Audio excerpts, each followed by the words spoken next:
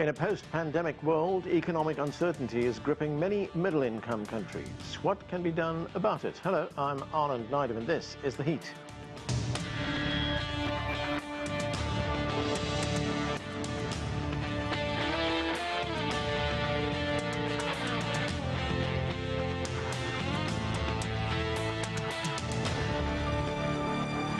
According to the World Bank, more than half the world is made up of middle-income countries. Home to 75% of the world's population, they include nearly two-thirds of its poor, while producing a third of the world's total economic output. Many of these countries face similar challenges, from population growth that infrastructure can't support to a lack of investment capital, skilled workers, rising poverty, government corruption and political instability. It's a vicious cycle with enormous risks and no easy answers. Well, there is much to talk about. Let's get straight to our panel. Inaki Martinez Soria is a political analyst and the founder of eWire. Joseph Ochieno is an African affairs writer and commentator. And Liang is a chair professor at Willamette University. Thank you to all of you for being with us. Joseph, let me start with you. Let's talk about Kenya in East Africa. It is the fastest growing economy in Africa, but it faces a staggering $80 billion debt burden. In fact, interest payments on that debt is eating up just over a quarter of the country's total income as well. There was an attempt to fix that. The government tabled two financial bills, but those were rejected after there were protests on the streets of Kenya. So what happens next?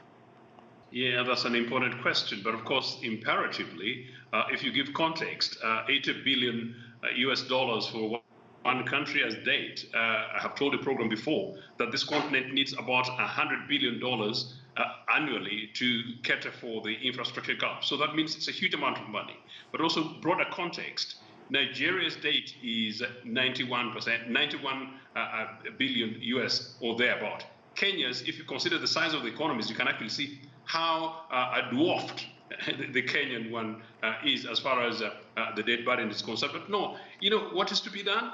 I think maybe the answer may lie into the new, if you like, realignment of global polity and indeed global economics. Perhaps the people who are laughing this evening at the BRICS bankers, because as it were, in the whole of the continent, clear indication that this is a failure of neoliberal agenda, that the IMF and World Bank that actually swept across the continent and lent sometimes conditionally, sometimes unconditionally, and sometimes swept like school prefects. I think their time is nay. Quite clearly it's not working. Quite clearly the youth of the continent are getting up and saying no, perhaps they really can't continue giving and giving and giving, and they do not see back in terms of infrastructure, in terms of job creation, in terms of quality education, in terms of guarantees for their employment, in terms of advance, in terms of technology that might help them compete globally. So what is to be done? Maybe dissolve a government like Ruto has just done. Maybe what is to be done? Squeeze and begin to review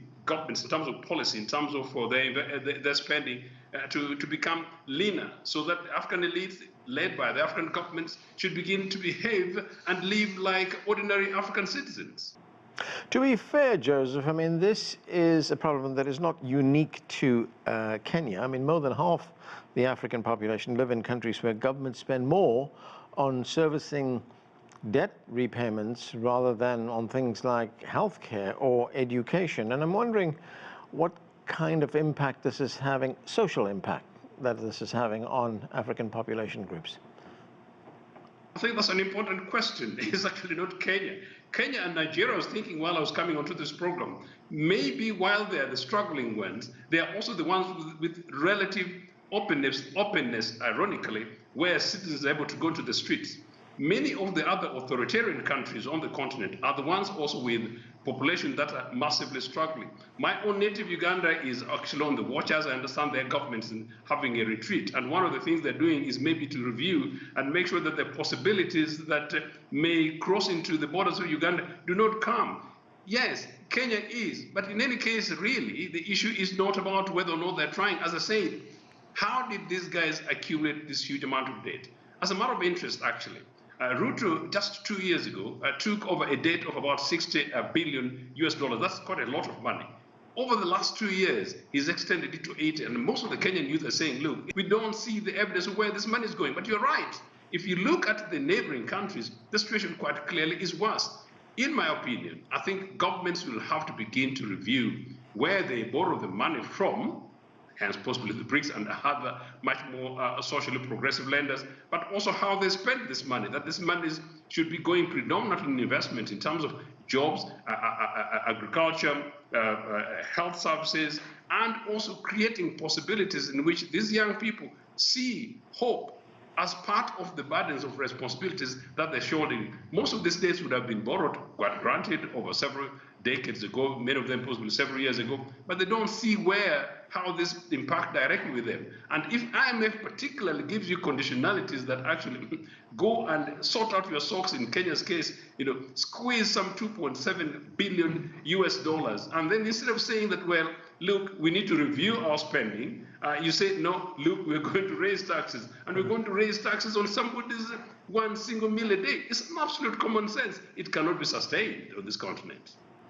Yan Liang, good to see you, Yan Liang. Now, China is an upper middle income country, and one of the things that China was able to achieve was that it was able to eradicate poverty and extreme poverty by 2020. Now, is that a model that can be emulated, perhaps with modifications, by other developing countries?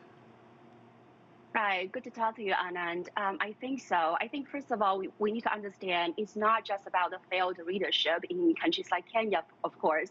But as you mentioned, this is a very widespread phenomenon in the global South. And so I think, with the global economic system that entrapped a lot of these global South countries in commodity production, low value added industrial production, it's very difficult for them to get out of the debt trap. And also, I think the global financial system, as Joseph mentioned, once IMF stepped in, we see a lot of austerity programs that cut social spendings, cut healthcare, cut a lot of wage in the public sector. And also, I think importantly, is really trying to squeeze every single penny from this country to pay their private international creditors. So I think China, really could show the example. What is you wanted to strengthen your own economy, industrialize, produce more high value added products that would help you to really raise your living standards and help to, invest in the long-term growth of the economy.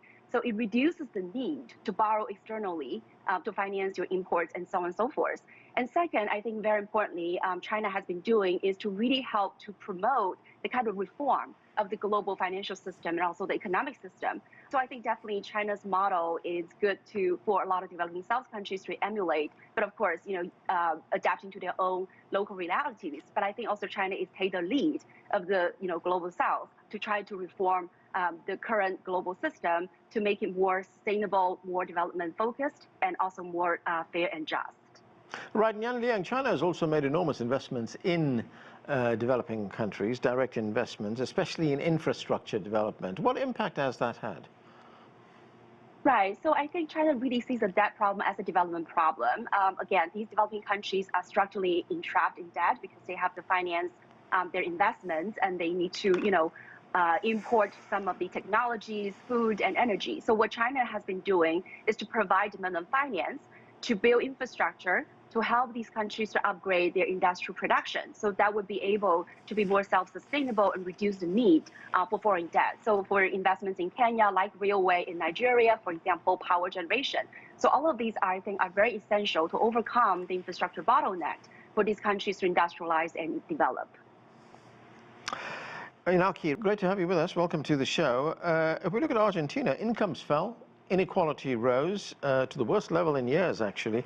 The poverty level has risen to its highest level as well. 57% of the country now living in poverty. President Javier Milei has devalued the peso. It's led to protests. Let's listen to one of those protesters. Mainly, this law will forgive big companies and the rich of their taxes, while adding income tax to lower-income workers. This law will result in more layoffs, more hunger, and more unemployment. So, Inaki, does that protester have a point there? And, I mean, how would you generally assess the Argentine economy right now? Well, and thank you for having me. Of course, I think the protester has a point. as to what could say the effects of, I mean, the results in the real economy of what the program has been. However, I think that we need to bear in mind where President Milei started, because Argentina was heading to an imminent economic collapse in December. We had a 4.2% deficit in the GDP, inflation rising to 25.5% monthly, and a net 10 billion negative reserves in foreign currency. So it was expected that the ambitious reform package or the ambitious fiscal correction package that the president has implemented in its first months in office would have that effect in the economy. And I think that, as everything, it all relates to how politically sustainable the program is. And I think that the Argentine people has sort of exhibited or has shown a great degree of patience towards the administration, understanding that the point of departure for this administration was an extremely difficult one, perhaps one of the most difficult in our history. And somewhat they have shown patience. Now they will start to demand some significant improvements on their economic outlook. However, as we say, this fiscal correction package has managed to stabilize sort of the most important macroeconomic indicators. We now have a surplus. Inflation has been reduced dramatically, but the real economy, as we say here, the productivity of Argentina still needs to jump dramatically in order for us to be able to withstand the payments of the servicing of our debt, which is currently at about $411 billion, and also to allow to grow and to have that sort of trickle effect for everyone. So now the president is starting what one would call one of the most ambitious modernization packages in Argentine history, in terms of sort of deregulating the economy, trying for the state to pull some weight from the taxpayers.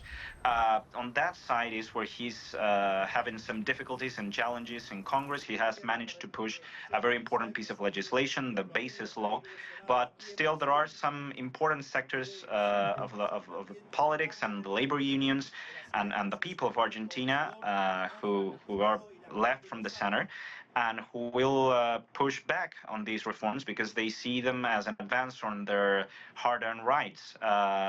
So we'll see if the president manages to get a compromise and a commitment from that side, from the other side of the aisle, to advance at least some sort of sustainable reform in terms of labor rights, in terms of the pension system, which still create great distortions for the economy. Right, Inaki, just on the point of legislation, I mean, lawmakers have looked at two financial packages which will slash spending. It's an effort to attract investment. And I'm wondering to what extent, as you pointed out earlier on, the Argentine people have been very patient, but is there going to come a point when we see expenditure being slashed in the way that is being proposed that patience will run out? Well, of course, we have taken a great hit. There are some, I would say, too early to tell, but encouraging indicators that the activity is sort of recovering in some sectors. Of course, some sectors react more rapidly. We have a really powerful agricultural sector. 3 out of 5 of each U.S.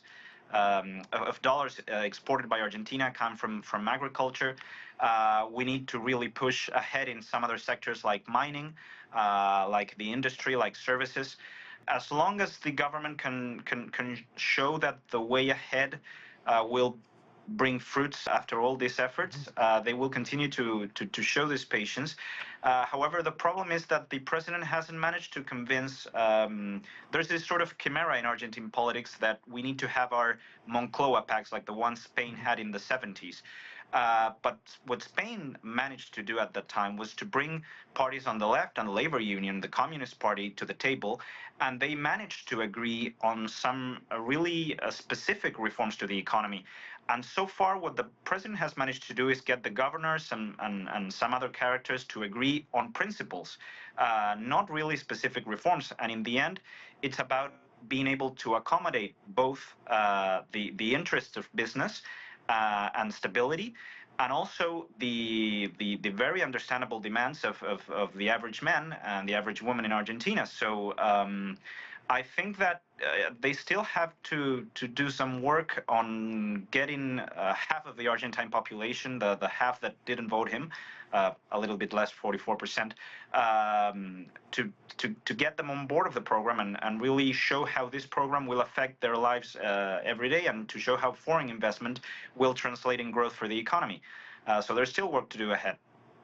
Joseph, the United Nations recently encouraged African middle-income countries to produce, and I'm using their technology here, this is what they said, middle-income African countries need to produce the necessary human capital to promote innovation-driven socio-economic growth.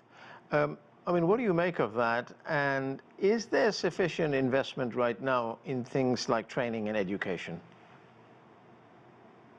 Not at all, and they are absolutely right in terms of the nuances that when we talk about investments in education, it's not about taking young people to primary schools, but guaranteeing that they go into further education. But this very particular case, it's very much that I think the continent seems to have lost its way on priorities. My Argentinian colleague is referring to their particular cases away from education, and before your question of education particularly. You know, we are the continent with the largest agricultural land in the world. It's very much about basically redirecting and strategically putting our, if you like, our monies where really our priorities lie. So back to education, yes, to the extent that possibly when you want to go onto CGTN conversation, you get worried about whether or not there'll be power or whether or not there'll be sufficient or quality internet. It just tells you that those are some of the structural problems we have. Now, if it's a structural infrastructure problem, it's also a challenge for an average young person who needs to be getting into education, getting into training. Post-COVID, we need to begin doing things, and we're really doing things in many ways differently. So if average young people cannot have reasonable access to internet, if they cannot have reasonable access to energy, then it's unlikely that the training scheme that we're talking about, whether it's in the training institutions or in their homes or perhaps in their dormitories, will not apply. So now governments basically need to begin to think and plan. And that's why I strongly believe that some of the protests like in Kenya is a reawakening call for the continent. But look at it. In Nigeria's case, part of the challenges that led to the protests, particularly for teachers, if you look at their wage demand, right now what they're asking for is hardly $200, $160 or thereabout, and that is a demand. Can you imagine an average citizen, even in many of these African capitals, living on $200 a month? It's impossible. So these things need leadership, and that's why I don't know, possibly they require and they need a Chinese leader to bang a table onto them, to tell them how China did it, and to tell them that possibly China may also need to be wanting to review that, look, we will help you as a sister continent, but we will need to begin to do things maybe our way. Maybe that's a consideration for most of African governments to look at. Interesting you bring up China and what China has done there, Joseph, because I mean, are African countries too dependent on the export of basic commodities rather than building manufacturing hubs and centers in their countries, becoming export-driven countries in manufactured goods themselves? That's absolutely correct. They've been too dependent, and I don't know why and how particularly governments in the last couple of decades, seeing what China was doing, how they couldn't learn from China, as I understand it. Some of the early independent governments seem to have done genuinely what they needed to do, investing in agriculture, but at the same time value addition in agriculture, in mining. Why would a country like Congo today suffer in mining, rather say in coffee? Why wouldn't Kenya and Uganda and Ethiopia not be amongst the leading exporters of finished products on the shelves in the world? Why wouldn't Cote d'Ivoire not be the leaders in cocoa chocolate? Why shouldn't chocolate that some of us take not be coming from in this case, from Cote d'Ivoire? Some of them, as I said, are economic sense, but on the other hand, people will tell you that, look, if you look at the history, including some of the issues in the Sahel that you and I discussed not so long ago, it will tell you that, well, unfortunately, most of these countries were substantially locked by their colonial masters' policies from the global north, and maybe this is a time to review not only those relations, but also to review our priorities, and that priorities must include a priority in terms of economic spend. And at the end of the day, I'm also saying that I want to come back to the question of BRICS Bank, that I hope BRICS as an organization succeed, and that BRICS Bank as a financial institution possibly becomes the destination of choice for most African countries and indeed African governments going forward. Yeah, and Liang, there is another risk that we hear about sometimes. That risk is called the middle income trap. I mean, what are the pathways for emerging markets to avoid this middle income trap? Maybe we should start off by you defining what that means for us. Right. So the middle income trap simply means that when developing countries reach that middle income level, it's very difficult for them to kind of graduate out of it and move up to the high income countries rank. And a lot of reason has to do with, for example, the labor intensive industries that used to help these countries to grow now are no longer their competitive advantage because wages have risen and their export competitiveness has been eroded. So it's very difficult for these countries to upgrade the industries, to have more technological and innovation-driven kind of growth that would help to bring them to that high level, high income level. So I think that's why countries like China, for example, now are promoting the so-called high-quality productive forces and trying to promote more technological innovation and productivity-driven growth that would allow China to move up in that international division of labor, that global supply chain, and to move up to that income stratification. Now, I think when it comes to Africa, I totally agree with Joseph. I think for one is they have been crippled by these debt payments. In Kenya's case, for example, their net interest payments consume about 5% of their GDP, and a large chunk of government fiscal revenues and export revenues. So it's difficult for the governments to continue to, invest in education, which is very important. I think Africa has young and very vibrant young population that would be super helpful for their growth forward. So I think very importantly is to get that relief, get that cancellation, and to really pivot towards domestic investments in these essential human capital and also infrastructure and so on and so forth, and minimize the need to borrow externally. But of course, the Southern-led infrastructure, global financial infrastructure would be very helpful because unlike the IMF, again, China does not see that as a problem with the macroeconomic, imbalances or failed governments. It has a lot to do with developmental problems, right? These countries are not able to grow into the high value-added sector. They're not able to, change the way they export. If you always export the extractive, minerals or primary commodities, it's very difficult for these countries to be more, self-reliant when it comes to, food sovereignty, technological sovereignty, and energy sovereignty. So I think it's a whole package of, domestic-oriented development and in that sort of debt-free context. Inaki, Argentina has been talking to the IMF, and the IMF at staff level have signed off on the 8th review of Argentina's $44 billion program. It would, in the first instance, give Argentina something like $800 million. Does that give the country something of a breathing space here?